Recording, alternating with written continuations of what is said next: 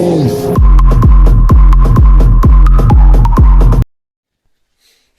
friends, welcome to the YouTube channel Supreme's Coaching, and today we'll be discussing about the topic Bohr atomic model. So let me begin by giving you the basic ideas and concept about how this Bohr atomic model was proposed. We know that in the beginning phase, Rutherford atomic model was satisfied and able to give the basic ideas about the atomic structures. Like most of the part of the atom were empty as maximum number of the alpha particle pass straight through the gold foil. It consists of the central highly dense particle called the nucleus, where all the positive charge of an atoms were concentrated. But there were still some limitations. So let us recall the limitation of the Rutherford atomic model. Rutherford could not explain about the stability of the atoms and the atomic spectra that were produced during the electron transition from one orbit to another orbit. Thus, there was a dire need of a more sophisticated model. So in 1380, a young scientist named Neil Bohr gave a new model which is known as Bohr atomic model. To explain his model, he proposes the three postulates.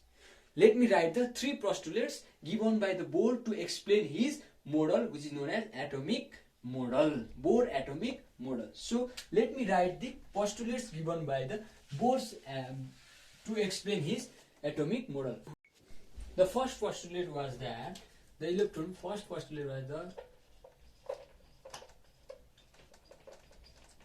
electron revolves around the nucleus in a fixed orbit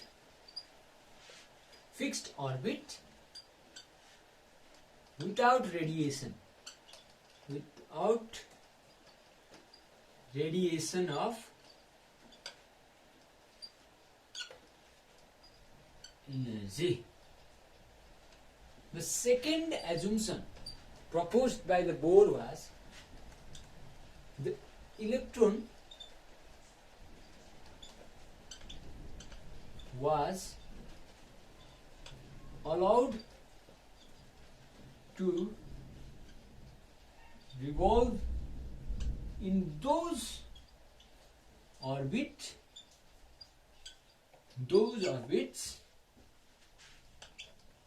whose angular momentum is always some integral multiple of h upon 2 pi. And the third assumption proposed by the Bohr was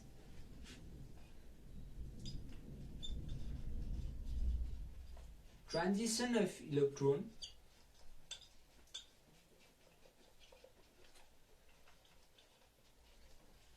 may take place by absorbing or radiating the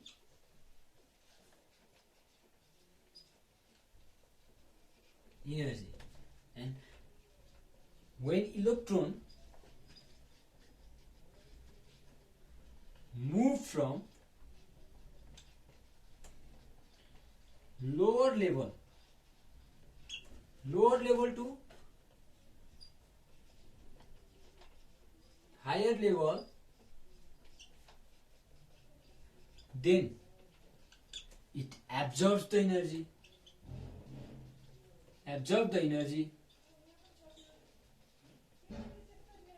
and radiate the energy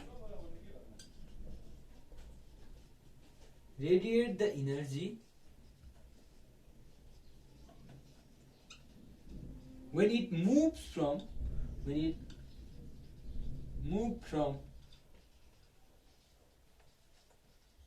higher to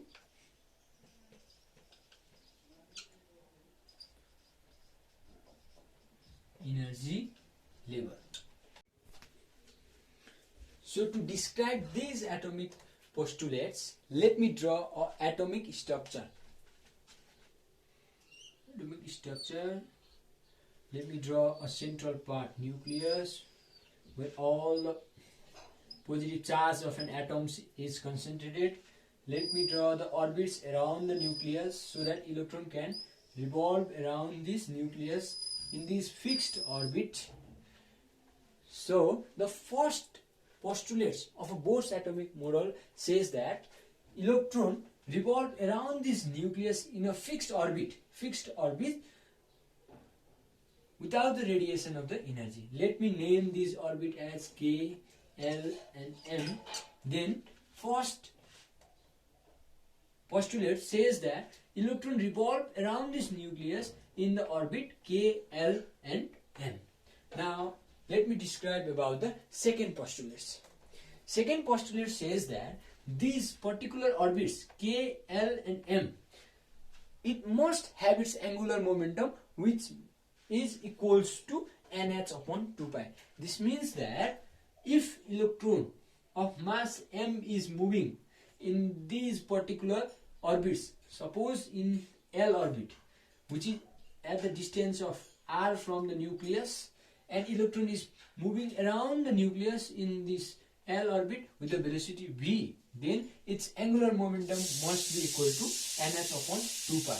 Otherwise, if its angular momentum is not equals to nh upon 2 pi, then electron cannot revolve around this orbit, L orbit. So mrv equals to nh upon 2 pi, where m is the mass of an electron and r is the radius of the orbit from the nucleus, and v is the velocity of the electron, and h means, where h means it is the Planck's constant, n equals to natural number, where it may be n, 1, 2 or 3 dot dot dot.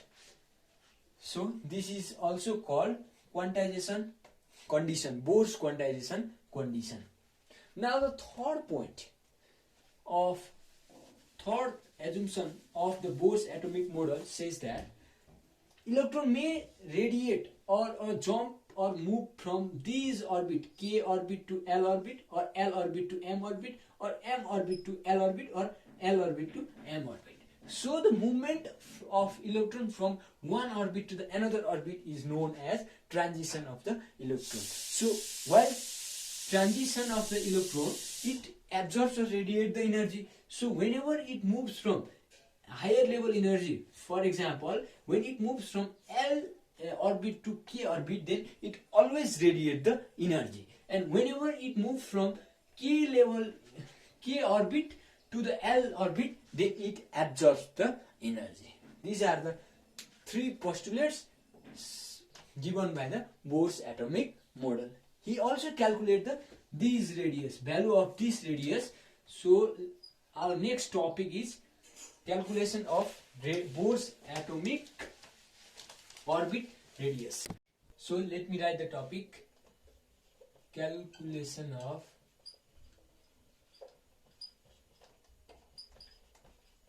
radius of Bohr's orbit. So let me consider an atom whose mass of nucleus is supposed as capital M and charge as JT, where electron is revolving around it in a particular orbit which is at the radius r. Suppose electron is revolving in this orbit with the velocity v, and let small m be the mass of the electron and small e be the charge of that particular electron. We know that there exists an electrostatic force of attraction between the electron and the nucleus, which is given as Fe equals to 1 upon 4 pi epsilon naught charge of nucleus Je into charge of electron E upon R square. Let this equation named as equation number 1. Now next thing to remember is that whenever any object is revolving around other object in a particular orbit, then centripetal force acts on it. So in our case also, electron is revolving around the nucleus, so centripetal force acts on it, which can be written as Fc equals to mv square upon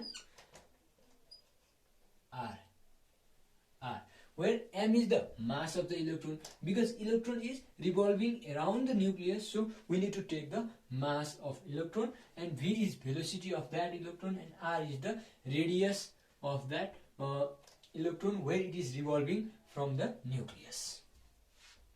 Now at the equilibrium condition, we know that Fe is always equals to Fc. This means that electrostatic force of attraction and the centripetal force are equal. Then we can write Fe equals Fc.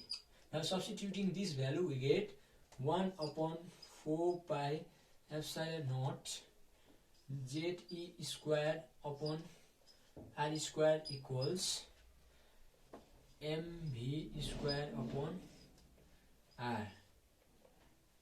Now from the second postulates of the Bohr's atomic model, we know that mv r equals to nh upon 2 pi.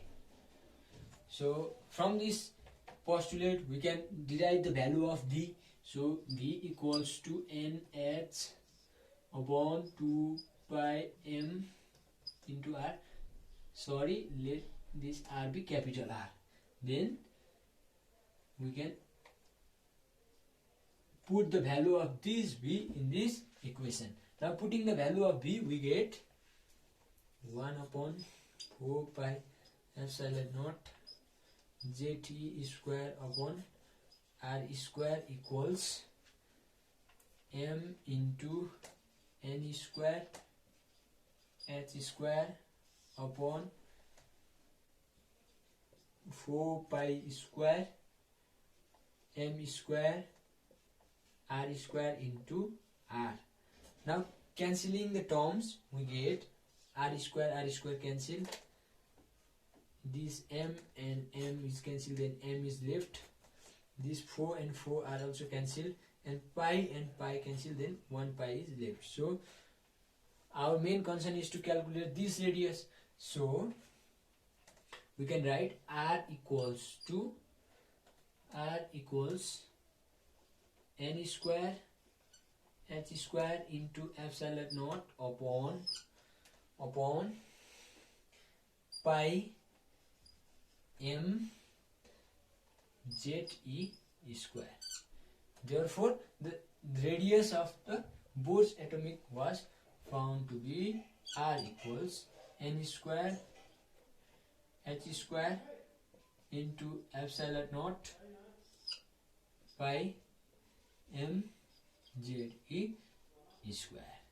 In this way he calculated the radius of that orbit K, L and M. Thank you.